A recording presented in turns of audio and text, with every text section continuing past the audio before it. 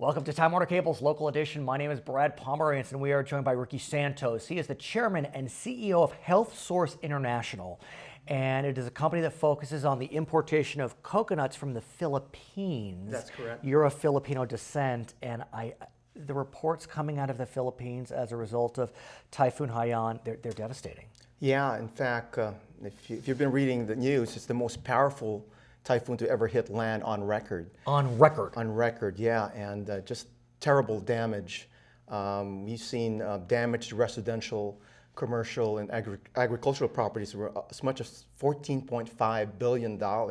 And I think about the Philippines, and of course we're all kind of focused on Manila, which is the capital, and Manila wasn't really hit significantly, but the area called Tacloban, which was, I mean, it's a ghost town. It was just absolutely decimated. Yeah, decimated. It's located in the central Philippines. Okay. How far is that from Manila? Maybe like 500-600 miles south. Mm-hmm. But we've seen deaths of over 6,000 people. They're finding bodies every day. 4 million people have been displaced. 11 million have been affected. So it's just a terrible, terrible tragedy. So how is your industry doing, for example? I mean, I have to think that the agriculture in this region was absolutely obliterated. And so how is your industry doing? Yeah, we're in the coconut industry, right. And the coconut industry is one of the largest industries in the Philippines. In fact, $1.5 billion in exports annually. 1 in 5 is indirectly or directly connected to the coconut industry, around 23%. And the sad thing is, in the central Visayas region where the typhoon hit, 80% are directly involved in the coconut industry. The scary thing is that there was like 34 million coconut trees that were damaged or destroyed. And if you know, nature has designed the coconut tree as a very resilient tree that's able to withstand the strongest winds from any typhoon.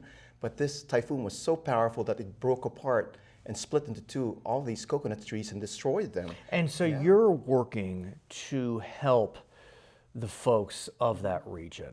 Talk to us about your relief efforts. Yeah, our mission as a company has always been to help the Filipino farmers. That's been our passion, our desire, because these Filipino farmers have been exploited for so long. They've been making maybe $1 to $2 a day selling their coconut products. What we want to do is to be able to give more in terms of their crops, pay them double what they're getting to help with their sales, and also provide some fair trade practices to enhance their communities. So how are you able to effectuate those goals in the midst of this tragedy?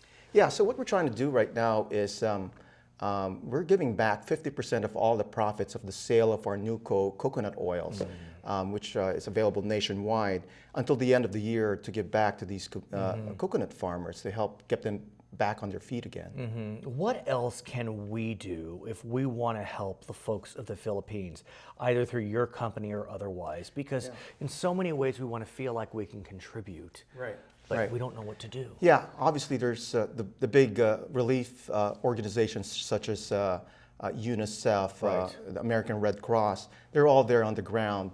In fact, even the U.S. Has been very involved. John Kerry was there a couple of days ago. Yes, the Secretary of State, yes. Tacloban City, and in fact, he increased the aid coming from the U.S. to close to $100 million. How does that make you feel? I really feel really good about it because there's over 1.5 million Filipinos here in California alone. Right. And largest Filipino community outside of the Philippines. Exactly. You'll be surprised. There's so many Filipinos here. Ricky, I want to thank you for joining us. His name is Ricky Santos. He is the chairman, CEO of HealthSource International. If you'd like to contribute through his organization, newcococonut.com. I'm Brad Pomerance. It's Time Warner Cable's local edition.